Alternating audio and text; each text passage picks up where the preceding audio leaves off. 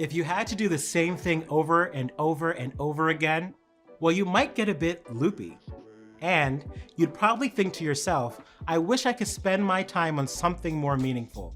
Well, that's where computers can help. They do the looping for you. As a refresher, a loop is a block of code used to carry out iterations.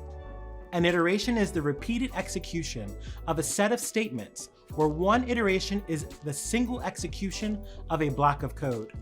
And an iterable is an object that's looped or iterated over. Typically, data professionals use for loops and while loops to work with iterables. In this video, we'll focus on while loops. A while loop is a loop that instructs your computer to continuously execute your code based on the value of a condition. Magali and Fido are here to help me explain. Notice that Fido is eating treats while the treat bag is in Magali's lap. Fido stays until Magali puts the treat bag away. Then Fido leaves. This is a while statement in action. While Magali has the treats, Fido is there. Once the condition of Magali holding the treat bag is no longer met, Fido exits. After all, there are no more treats. While loops work in a similar way to branching if statements, the difference is that in while loops, the body of the block can be executed multiple times instead of just once. This is great for avoiding redundancy in code. Let's review an example. Assign the value of 0 to the variable x. As you've learned, we call this action initializing to give an initial value to a variable. Next, start the while loop. Set a condition for this loop that x needs to be less than 5. The prior line just initialized it, so this condition is currently true. Then, end the while loop line with a colon. On the next two lines, you may notice a block that's indented to the right. This is the while loop's body. There are two lines in the body of the loop. In the first line, print a message followed by the current value of x. In the second line, increment the value of x by adding 1 to its current value and assigning it back to x. In the body of the while loop, we told the computer to print the results of each iteration. Notice how each iteration changed the value of x. Our while loop started at x equals 0, then printed the message, and increments the value of x to 1. But because this is a loop, the computer doesn't just continue executing with the next line in the script. Instead, it loops back around to reevaluate the condition for the while loop. This is the second iteration. And because 1 here is still less than 5, it executes the body of the loop again. The third iteration increments x by 1. Now the value of x is 2. The computer will keep doing this until the condition isn't true anymore. Let's add a print statement outside the body of the while loop to let us know the final value of x. When the loop finishes, the next line of code is executed. So now that x has reached the value 5, the loop statement ends. The computer prints the last line of output as x equals 5. We can also use the logical operators and, or, and not that we worked with earlier. Similar to if statements, using these operators allows us to combine the values of several expressions to get the result we want. The most important thing to remember is that the condition used by the while loop needs to evaluate to true or false. It doesn't matter if this is done by using comparison operators or calling additional functions. I think you're ready for an example that uses several different concepts that you've learned so far, and even a couple that you haven't. To help you explore the example, I'll guide you as we go and I'll explain the concepts to you. You'll probably find that as you continue on your journey learning Python, you'll encounter new concepts that can be understood in context. It's the same way with spoken language. If I say the elephant was so gargantuan that it crushed the car by stepping on it, the word gargantuan may or may not be in your vocabulary. But the context helps us understand that it has something to do with being big or heavy. It's the same with coding. Pause the video and try to figure out what this code is doing. When you're ready, continue and I'll lead you through it. In this example, we're going to write a short program that generates a random number and then gives the user 5 chances to guess it. We begin by importing a package called random. This package has many uses, but the one we want is its ability to generate a random number. Now, instantiate a variable called number and use the random int function from the random package to assign it a value. The value is a random number between 1 and 25, inclusive. Next, we instantiate another variable called number of guesses and assign it a value of 0. This variable is important because it will behave as a counter that controls the logic of our program. Now comes our while loop. We write while the number of guesses is less than 5, and below it, we give the instructions for what should happen at each iteration of the loop.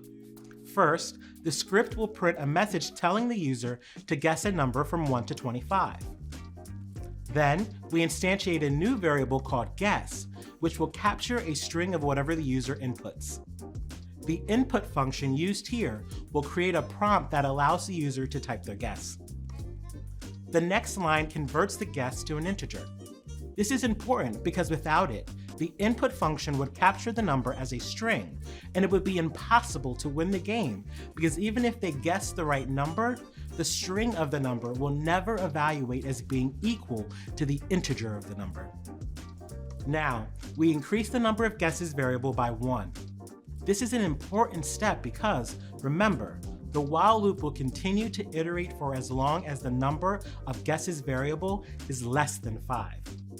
If we left this out, the loop would never stop running and the user would have infinite guesses until they got it right.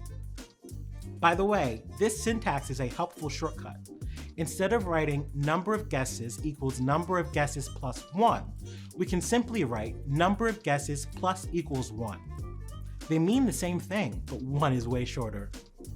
Now we're going to have our branching logic that determines what the program does. We want the behavior to be different depending on how many guesses the user has made and whether their guess was correct or not. This code is still within the body of the while loop, so it will execute on every iteration. The first line checks if the guess is correct. If it is, the while loop breaks. This word break is a key word that lets you escape a loop without triggering any else statement that follows it in the loop. In this case, if the user guesses the correct number, the while loop would break and the code would continue at the if statement below. Because the guess is correct, we print a message telling the user that they're correct and include how many tries it took them in the message. But let's go back up to the while loop and go through what happens if the guess is not correct. We use the elif statement to check if the guess was their 5th guess. If it was, we break the while loop. Evaluation would continue below, and because the guess was incorrect, it would trigger the very last else statement that outputs a message telling the user they were unsuccessful and revealing the correct number. Without this elif statement, the code would still work, kinda. The user would get a message saying, nope, try again, and then immediately get another message telling them they were unsuccessful and revealing the number. But if the guess was not their 5th guess, the code would proceed to the else statement, which prints, nope, try again. Let's run the program and try to guess the number.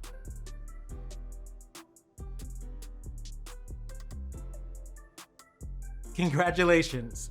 You just integrated a bunch of concepts into a single script of code and worked on a problem that incorporated some complex logic. These skills are invaluable to data professionals. Have you ever tried to withdraw money from your bank's ATM, but keyed in your password incorrectly? As you probably experienced, you only have a certain number of tries before the system will lock you out. Sure, it's frustrating if you're just typing too quickly or temporarily forget your PIN, but it's a great safeguard that helps protect your bank accounts. Well, the software in many cash machines runs using a for loop. This detects how many attempts have been made on a single transaction before blocking the user. And in this video, we're going to learn how that works. A for loop iterates over a sequence of values. A simple example of a for loop is to iterate over a sequence of numbers. For x in range 5, print x. Notice how the structure of a for loop is similar to the syntax of a typical Python statement. The first line indicates the distinguishing keyword, in this case, for.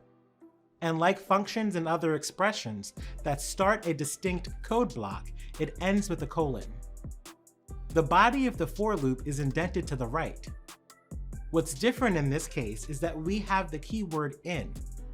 Also, between the keywords for and in, we have the name of a variable, x. This variable will take each of the values in the sequence the loop iterates through. In this example, x takes the values 0, 1, 2, 3, and 4. We don't have to use x. We could use any term we want.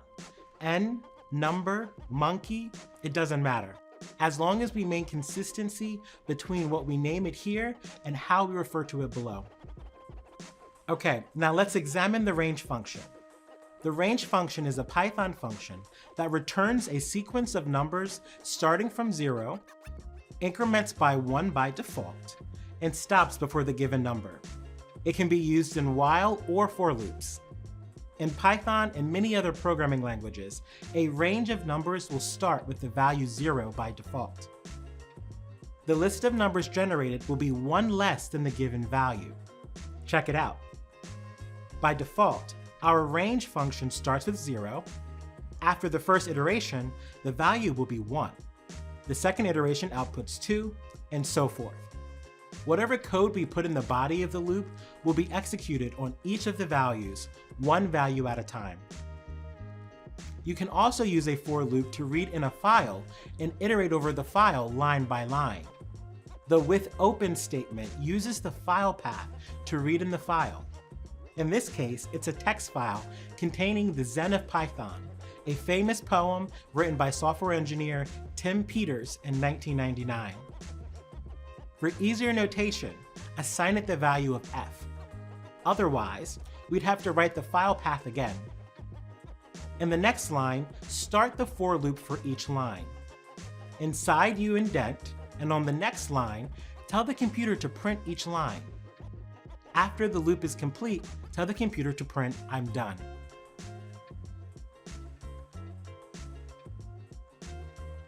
I once had to locate all of the unique words in a 2D array of text. I used a for loop inside of another for loop. The outer loop ran over each column, and the inner loop iterated over each cell for the column. That's just one example. Let's check in on Magali and Fido for another. Magali doesn't want Fido to eat too many treats, so she only gives him 5 treats per day. Fido wags his tail each time he gets a treat. Once he has all 5, he stops wagging his tail. Good dog, Fido. Data professionals use for loops in Python and other programming languages all the time. They're one of the fundamental tools of coding. They're great for performing a repeated procedure on an object with a fixed length to create something new.